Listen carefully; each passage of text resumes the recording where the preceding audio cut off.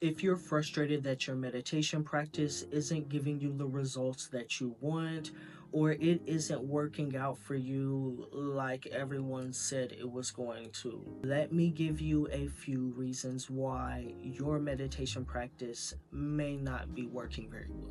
My name is Aaron. I am a certified life coach and I specialize in meditation techniques like shamatha and other metaphysical techniques for self-care and personal development.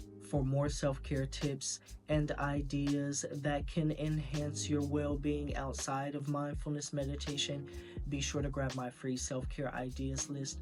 I'll include that in the description box below under the additional resources section. Number one is going to be not being familiar with the technique.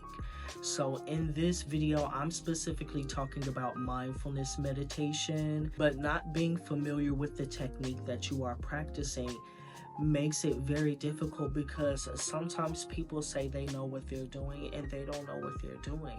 And because you simply don't know what you're doing, or you haven't been well researched in what the steps of the technique are, what the purpose of the practice is, you don't have a good idea of what you're doing. Imagine someone else trying to learn how to cook a meal that they don't know the recipe for, but they only saw the picture. Or someone who's trying to learn a new sport or a new skill and doesn't have a coach or a team, and has never really seen it in real life. It's going to be difficult for them.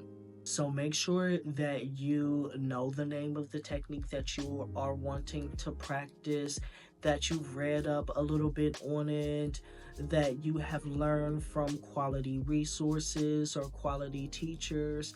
And even if you don't work with an individual or an organization or whatever personally, that's okay, as long as you are well informed. That way you can be targeted and you can be efficient. Number two, going along with number one, is going to be unrealistic expectations. Anywhere where you are on your meditation journey, it's important to understand where you are on the spectrum. It's a constant evolving process, your meditation practice. But if you are at the beginning of your journey and you think that you are going to experience the results of someone who has been practicing for a very long time, that would be very unrealistic. So when I talk about mindfulness meditation, in the beginning, for example, I tell people don't even really worry about trying to clear your mind of any thoughts. That's what people think when they hear of mindfulness meditation. You're supposed to be settling the focus of awareness on your object, whether that be the sensation of the breath, whether that be a mantra, whatever else you are using to practice. Your mind is supposed to be settled there. When the mind strays from the object, you are to release and gently bring it back. So knowing what your objective is, what your target is for your level and your experience, is going to save you a lot of heartache and a lot of frustration. Number three is going to be inconsistent practice. You really do need a consistent practice if we're talking about mindfulness meditation and probably any other technique in order to make progress. Sometimes I hear from people when I tell them what I do and what I'm interested in, they're like, oh yeah, I've heard about meditation. You can do that for like 5 minutes in the morning and be good. No, that's not going to be long enough. And if you skip days, if you stop practicing for extended periods of time, especially in the beginning, that may impact your ability to really get a visceral sense of what it is that you are supposed to be doing, and how settling the body and how settling the mind is personally working for you, as well as not being able to lead yourself back to that experience, back to that state or that place of consciousness. Now, you know I'm here giving you the tips, tools, and techniques that you can use for your self-care and personal development journey. But have you ever wondered about the crystal jewelry that I wear in my videos? I make handmade crystal jewelry, crystal-coated incense, and Florida waters, along with digital products like the self-help workbooks in my HIYERAlignment metaphysical shop. I'll put the link in the description box below. Go ahead and check it out. And now back to your tutorial.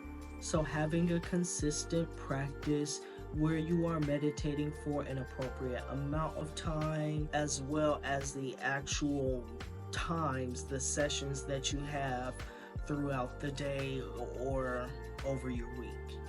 Number 4 is going to be difficulty staying focused. Now, this is an inherent part of the practice that everyone is going to experience on some level. If you have gotten my free 2-hour course on mindfulness meditation, the 10 steps to clearing your mind with mindfulness meditation, then you already know, if you are at the beginning of your journey, the mind is going to have some resistance of staying settled on your object. Instead, you're going to be thinking about your to-do list and what so-and-so said to you and what you're going to eat later on and your emails, and you're going to completely forget that you are supposed to be being focused on something.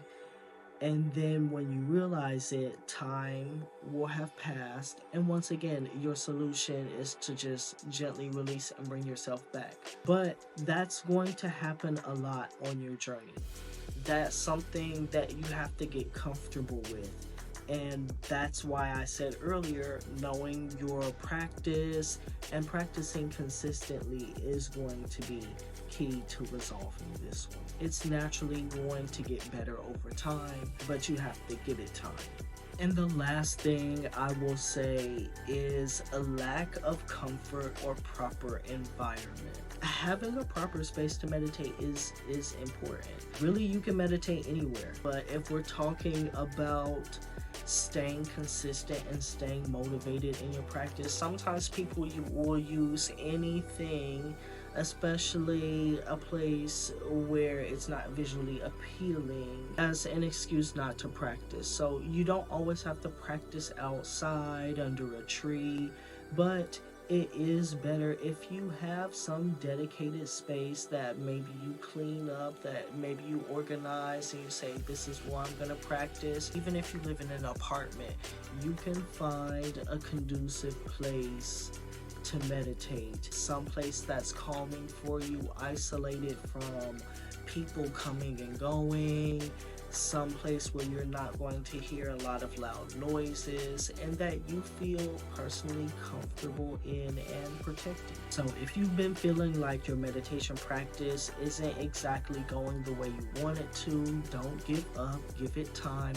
And hopefully some of the suggestions that I've given you in this video will be the keys to resolving your current struggles. If you are looking for more self-care ideas, I would highly suggest checking out my free self-care ideas list. I will include that in the description box under the resources section. It has multiple categories of stressors, and you'll just look to find where you feel the most imbalanced or the most stressed.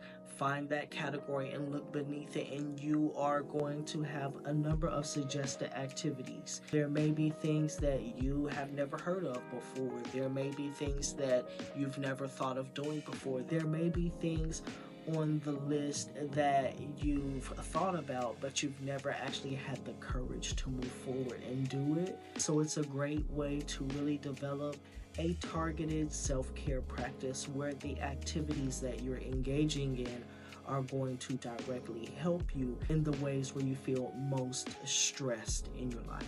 While you're down there, make sure to hit the subscribe button and the bell icon if you haven't done so already. In the meantime, in between time, here are 2 more videos that YouTube thinks that you would enjoy.